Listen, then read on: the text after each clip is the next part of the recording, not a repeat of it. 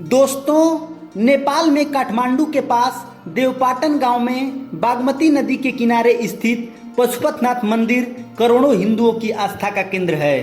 दोस्तों, इस भव्य मंदिर का निर्माण ईसा पूर्व 3री सदी में सोमदेव राजवंश के पशुप्रेष नामक राजा ने करवाया था। दोस्तों, इस मंदिर के निर्माण से जुड़े कुछ ऐतिहासिक मत भी हैं और इस पर यकीन करें तो मंदिर का निर्माण 13वीं शताब्दी में किया गया था। भगवान भोलेनाथ के धाम पशुपतिनाथ में गैर हिंदुओं का प्रवेश वर्जित है, लेकिन वह इसे बाहर से देख सकते हैं। दोस्तों, मंदिर के गर्भगृह में पंचमुखी शिवलिंग है। कहते हैं कि ऐसा विग्रह दुनिया में कहीं और नहीं है। दोस्तों, हिंदू पुराणों के अनुसार पशुपतिनाथ मंदिर का इतिहास हजारों साल पुराना है।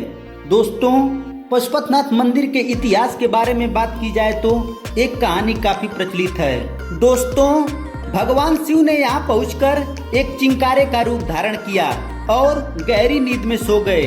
जब भगवान शिव वाराणसी में नहीं मिले तब देवताओं ने उन्हें बागमती के किनारे इस स्थान पर पाया। देवता उन्हें वापस वाराणसी ले जाने का प्रयास करने लगे।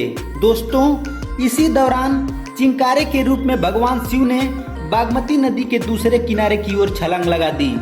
छलांग लगाने के दौरान उनका सिंह 4 टुकड़ों में टूट गया था।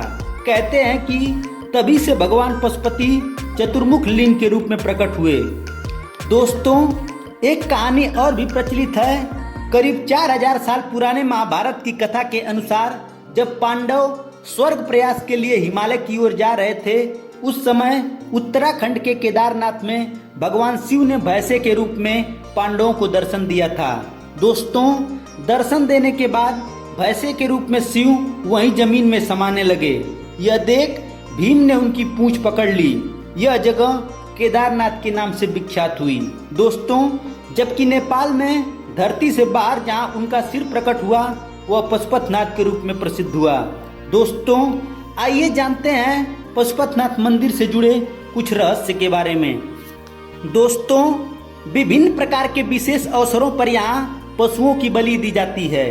दोस्तों, कहा जाता है कि ऐसा करने से व्यक्ति पशु योनि से मुक्त हो जाता है। दोस्तों, कहा जाता है कि चारों वेदों की रचना का आधार यही पशुपतिनाथ मंदिर है। इस मंदिर से जुड़ी यह मान्यता है कि जो भी व्यक्ति अपने जीवन में इस मंदिर का तीर्थ कर लेता है, वह पशु योनि से मुक्त हो जाता है, अर्थात कभी भी पशु योनि में जन्म नहीं लेता है और मोक्ष को प्राप्त होता है। दोस्तों, पशुपतिनाथ मंदिर की शिव भगवान की मूर्ति धरती में आधी समाई हुई है और यह निरंतर प्रत्येक वर्ष कुछ इंच ऊपर आ जाती है।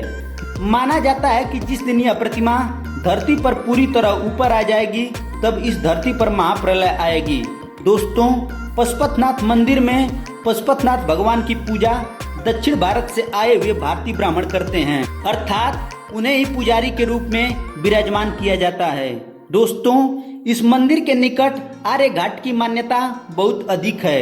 इस घाट के जल को नेपाल में पवित्र माना जाता है। इसके जल को ही मंदिर में ले जा सकते हैं। बाहर का जल यहाँ लाना वर्जित है। दोस्तों, इस मंदिर को लेकर एक अवधारणा अत्यंत आश्चर्यजनक है।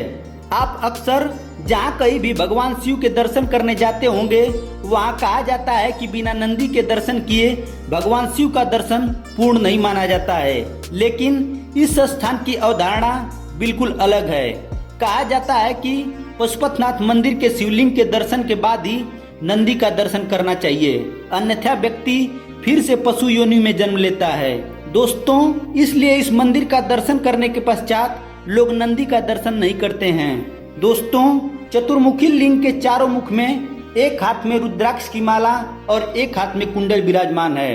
दोस्तों, कहा जाता है कि इन चारों मुख के अलावा एक मुख ऊपर की ओर स्थित है, जिसे ईशान मुख कहा जाता है। यह मुख भगवान शिव का सबसे महत्वपूर्ण मुख माना जाता है।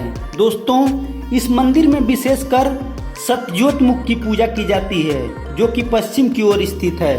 दोस्तों, भले ही पशुपतिनाथ मंदिर को भगवान शिव के 12 ज्योतिर्लिंग में स्थान नहीं दिया गया है, लेकिन इसकी महिमा भगवान शिव के 12 ज्योतिर्लिंगों से कम नहीं है। दोस्तों, नेपाल में हर वर्ष लाखों पर्यटक भगवान शिव का दर्शन करने पशुपतिनाथ मंदिर आते हैं। नेपाल में पशुपतिनाथ मंदिर भारतीय हिंदू आस्तिक पर्यटकों का सबसे बड़ा आकर्षक केंद्र है। दोस्तों, धन्यवाद।